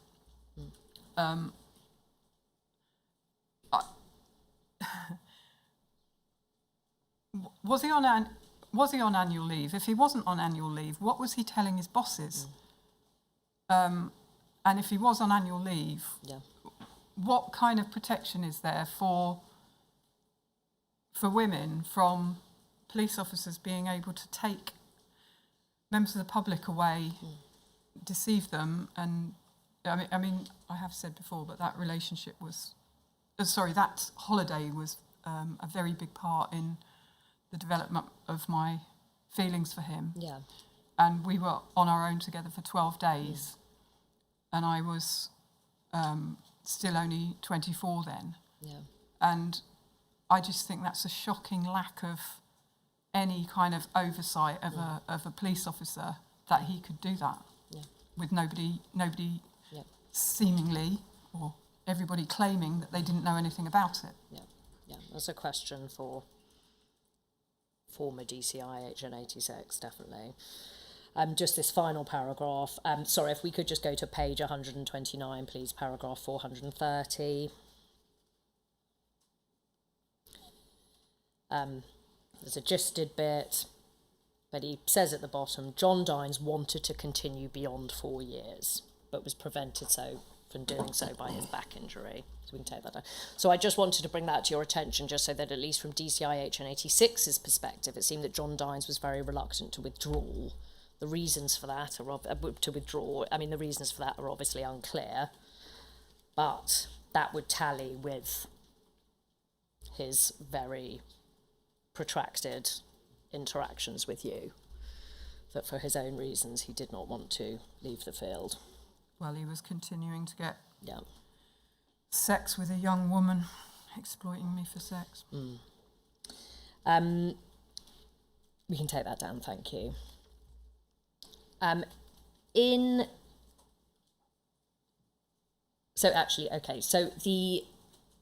You've had your last letter from him, you've missed phone calls from him to the house.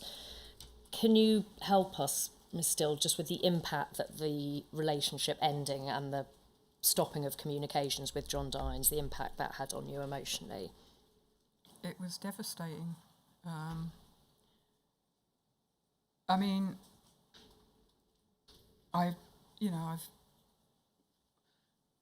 there was this whole roller coaster period, but then this seemed to be, okay, I might never hear from him again. Yeah. And throughout all of that time, really, it was hard to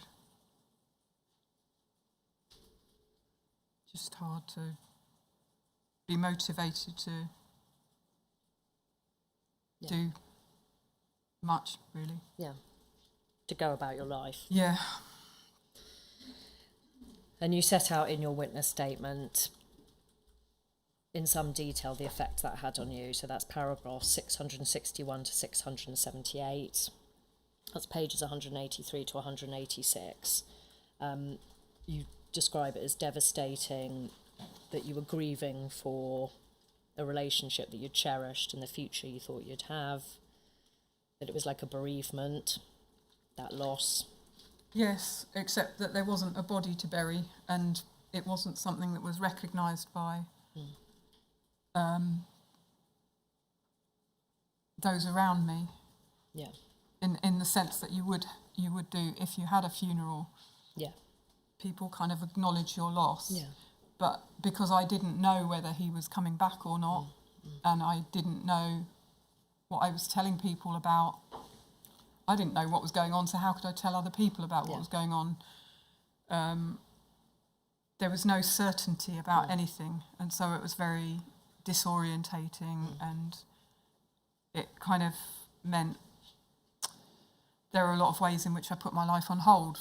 Yeah. For example, you know, I mean, I wouldn't have started a relationship straight away, but I know that there was a long time after that when I didn't feel right about starting a relationship because he might come back. Right. And obviously, you know, what had felt like a really deep and meaningful relationship was worth waiting for if he could sort himself out. So I was just kind of trapped in limbo. Yeah.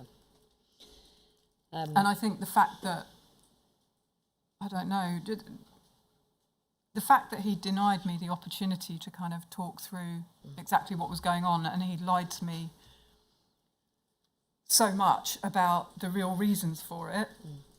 I mean, he knew that when he started this relationship that it would be ending in less than 2 years, and yet he told me that he wanted to be with me for the rest of our lives. He told me he wanted to have children together. So, I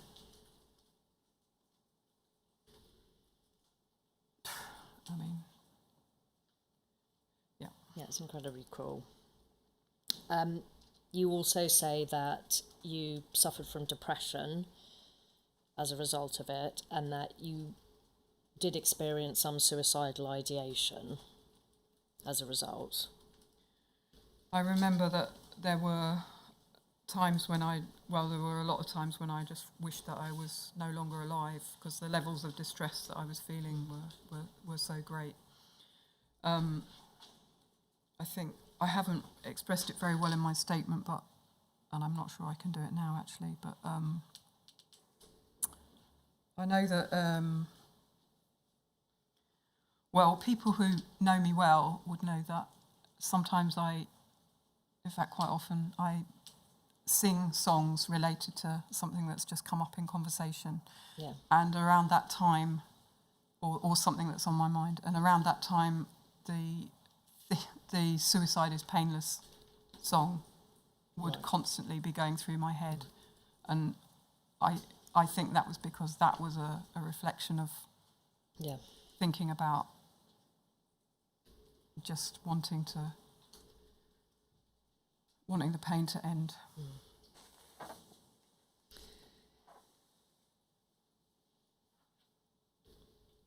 You've touched upon this already, but you'd already by this stage taken some steps to try and track him down. So you talked about trying to locate him in South Africa.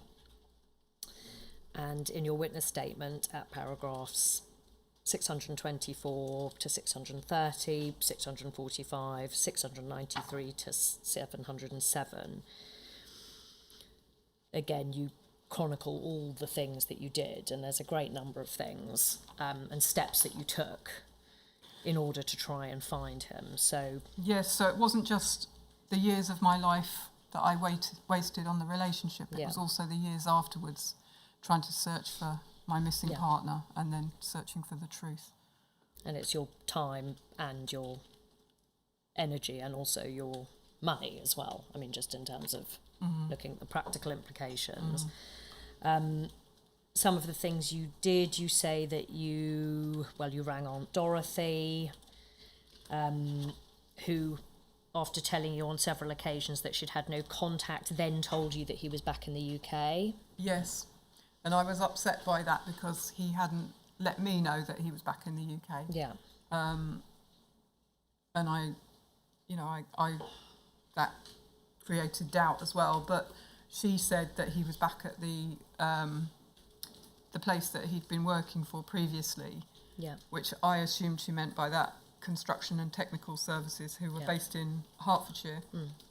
And so I got the train on the same day that she told me that. I got the train down to London from Yorkshire and then out to Hertfordshire and went to the place Construction and Technical Services in the hope of finding him there and trying to be able to talk through what was going on. And I got there and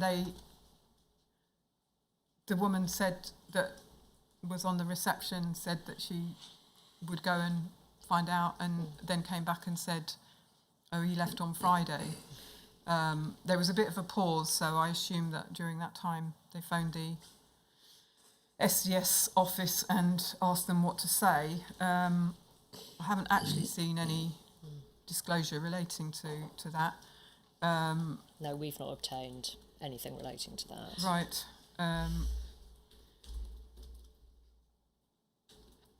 Which is a bit strange, maybe, given that it would be a matter of potential operational security that they'd be concerned about, and so the only reason why they wouldn't have a report is because they actually knew we were in a relationship and they didn't want to put a trail to that. But what I remember is that when I went down to, I remember being on the train down to London, thinking that I was going to see him, being full of hope, singing, what have you, and then on the way back, just like the contrast in how I was feeling, Yeah. I was just completely deflated and distressed again. Yeah. And it, no doubt, felt like another very near, close shave, but in a sense of a good close shave, and that you nearly caught him, but not quite. Yes. You're out just a few days, Yes. as with the Yes. missed calls. You also describe, you say that you visited the address in Derby. I know the date isn't I visited the address Clear. in Derby on several occasions. right. Oh, okay. It was only on the final occasion, like all the other occasions, Yeah. I'd knocked on the door and nobody had answered, despite coming back on more than one occasion during that day. Right. On the final occasion, somebody answered the door and said that they'd been living there for about 5 years and that they didn't know that family. So clearly there was no association in the last 5 years between that family With the Barkers. Yeah, And and I the understand that final visit, when you were told that, was in May 1993. That's what it Right. says in your witness Then statement. my statement will be right. It will be from my diary. You also placed an advertisement in a New Zealand paper, which appeared on the 4th of November 1992, asking him to contact you. Yes. And you exhibit that. I'm not going to bring it up, but it's at UCPI 39910. You visited New Zealand House. You applied for copies of his parents' death certificates.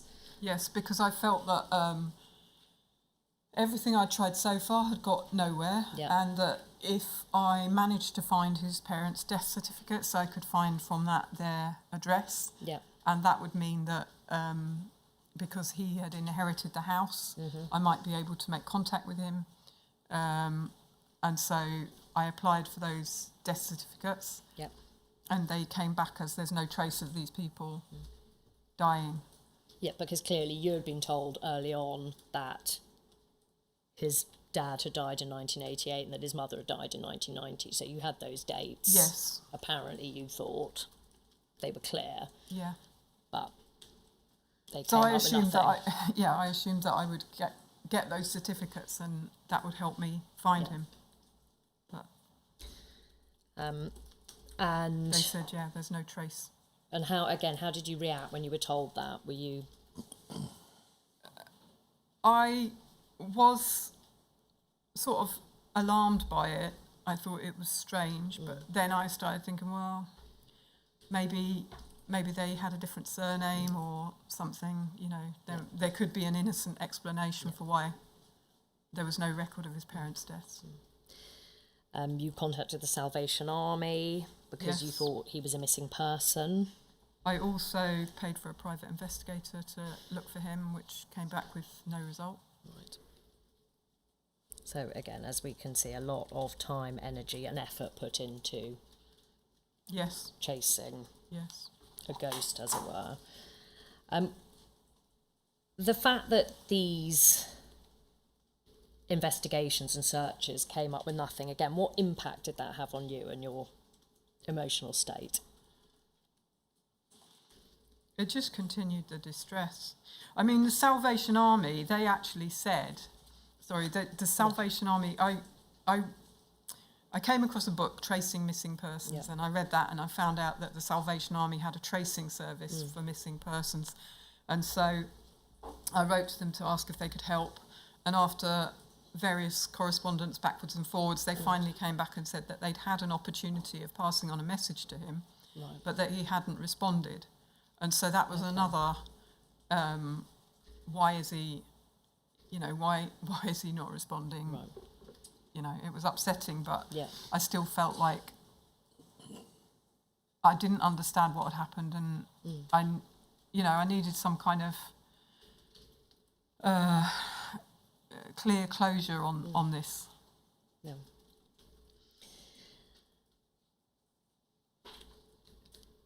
Moving into 1993, you describe in your witness statement in May 1993 moving back to London. So moving out of the caravan in Yorkshire. Yes, At moving back Pete's, to London. and moving back to London. That was nearer to old friends. Yeah, because you were feeling isolated. Yeah. And also, obviously, McLibel by this stage was Yes, ratcheting we up. started to have more pre-trial hearings, and it Yeah. was getting impractical to keep coming down from Yorkshire. So it was a combination of things that I moved back. And in 1993, your investigations included you placed ads in the New Zealand press, you left a short message for John Barker of Taranga, asking him to get in touch. You put your name and number in a publication called The Small Holder. Yes, which was something that mainly John used to get, actually, when we were together as part of the act about looking for somewhere to live in the countryside. Yeah.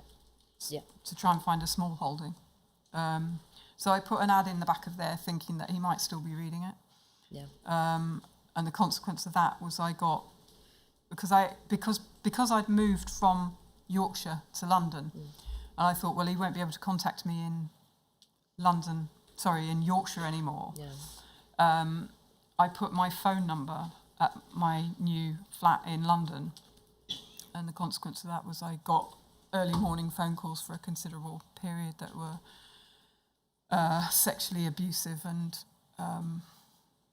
threatening and very, very unpleasant. So the ripple effects of the awfulness are sort of extending into new areas. And I understand from your witness statement that you reported it to BT, but they wanted a police report. Yes, and I had no faith in the police, no trust in the police, so I wasn't going to report it to the police.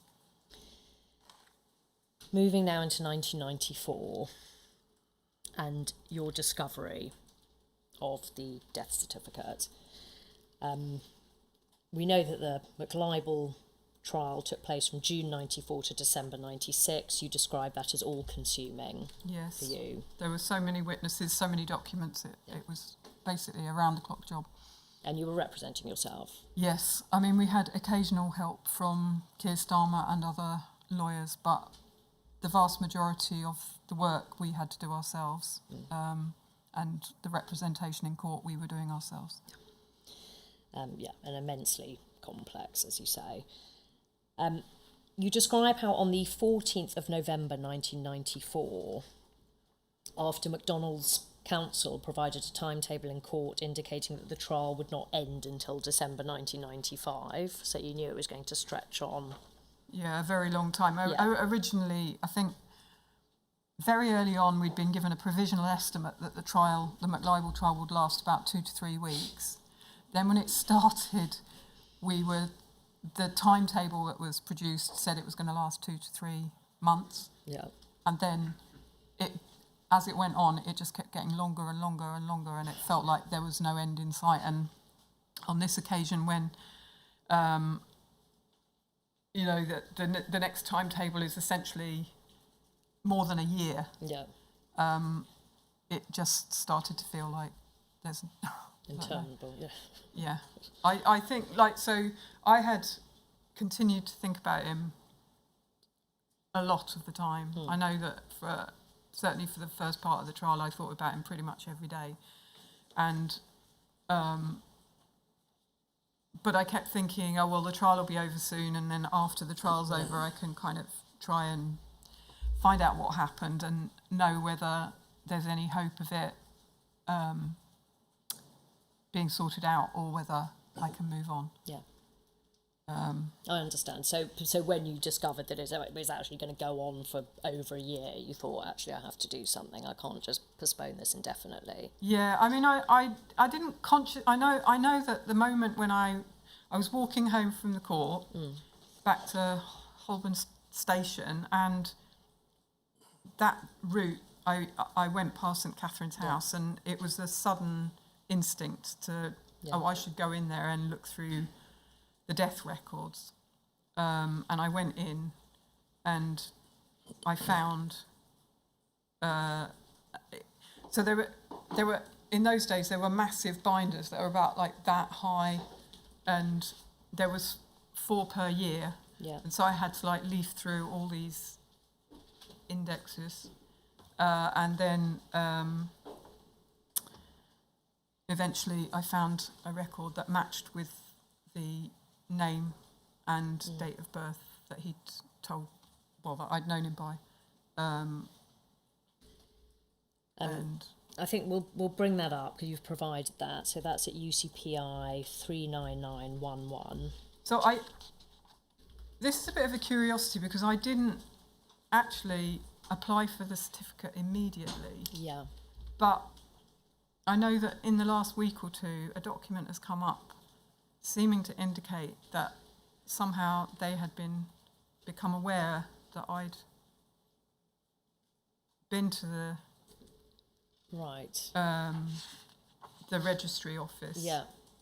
Because I think that document's dated the 28th of November or something, is it? And so I'd gone in there on the 14th of November, but I didn't apply for the certificate until in December, I think, because I was on some level afraid of.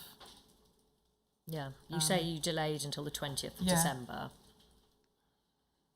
I'll look into that. I don't have that reference to hand, but you're saying that you've seen a document which indicates that the SDS were on notice that you'd. Yes, I think it's been on the screen this week, or if not, maybe at the end of last week. Yeah, maybe. I'll find that. We've got the death certificate that you eventually applied for, and we can see it's got John Dines' cover details, and that he took on the identity of a child who died aged 8 of acute lymphatic leukemia. And we can see just the date, so that confirms what you say about when you applied for it. The date is 21st of December 1994. Yeah. And we can take that down, thank you. And also that he was born in Derby. If we can take that down, please. Thank you very much. I've very helpfully been handed the reference for the document that you've just referenced, which is MPS 0527403.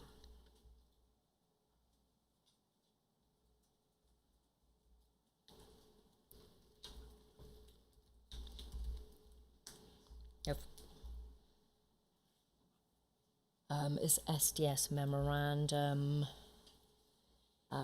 Just bear with me. I'll just skim read it. It's the bottom of that. It says SDS officers have recent evidence that searches have been made in St Catherine's House regarding their identities. Right, so and it is dated on, I think, on the next page. Yeah, if we could go to the next page, please, just to look at the date and the author. I see, yes. So it's DCI Edmondson, authored on the 28th of November 1994. Yes, which is 2 weeks after I'd gone in there. I mean, that doesn't absolutely prove it, but it could. I mean, it could be a coincidence. But in any event, yes. I mean, there's a temporal proximity there in terms of your making that discovery, and Edmondson writing this. Thank you for raising that. If we can take that down, please. Can you describe for us, please, Miss Steel, the impact making this discovery of this death certificate had on you?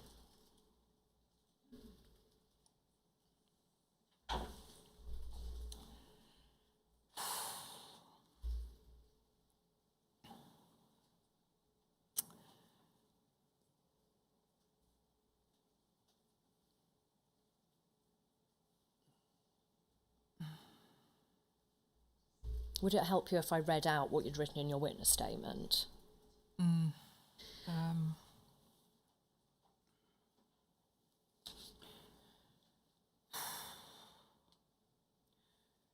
It was, it was devastating. Sorry, I'm using that word a lot, but it was also extremely disorientating, because what it meant was that I no longer even knew the name of the person that I'd been in a relationship with. And he was the person who I thought I knew best of anyone. I'd lived with him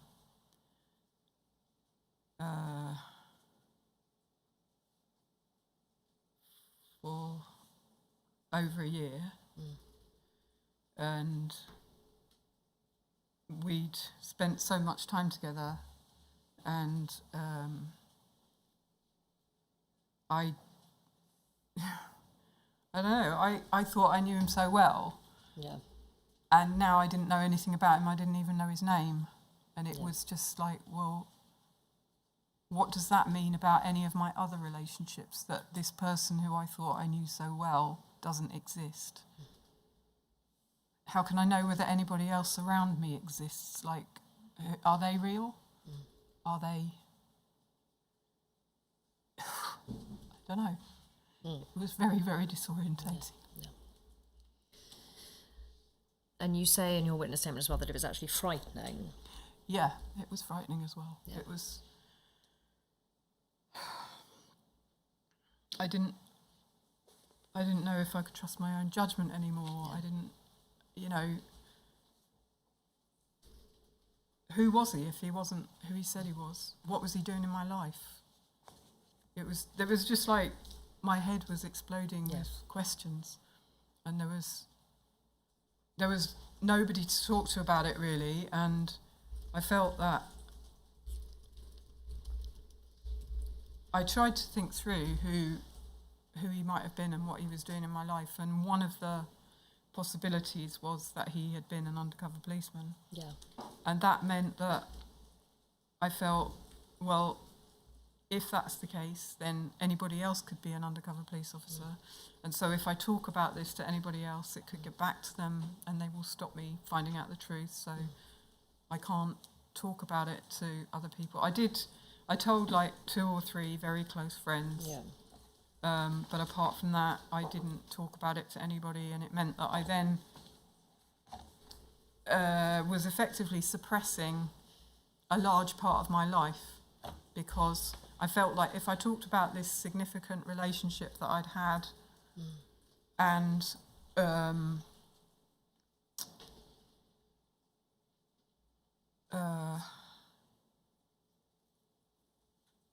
his disappearance, that it would lead to more questions, and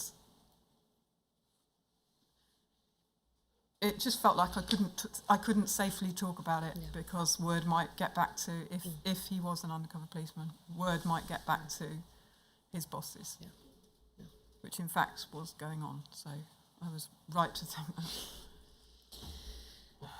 So at a time really where you needed a tremendous amount of support, you felt unable, apart from those 3 close friends, really to reach out. Yes. You say again also this was like another bereavement, because you've had that earlier loss of the relationship, now you've lost any sense of actually who this person was and what was going on. You also say that in terms of the scenarios that you considered might explain it, you say that the possibility he was a UCO entered your mind, but that you thought it was too far-fetched. Yes.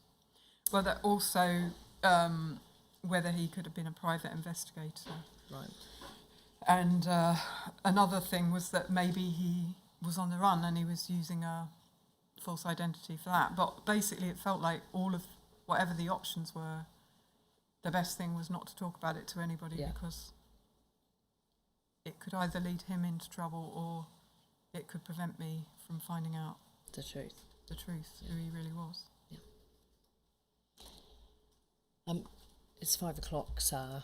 I think that might be the moment to pause. I think it would.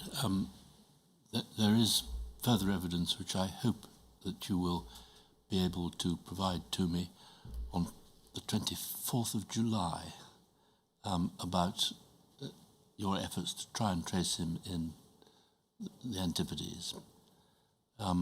Yes. Could I ask, is there any chance, because I know the next 3 weeks we're not sitting on Friday, would there be any chance of being able to sit on one of those Fridays and get it out of the way? I'm not the person to ask, or well, you can ask me, but I'm not the person to answer. I'm afraid administration is not my speciality, and indeed or competence, so I can't give you a direct answer. But your question has been noted by those who are in charge of administering things, Right. and you will receive a response, but I don't know what it is. Okay. If now is an appropriate time to deal with the question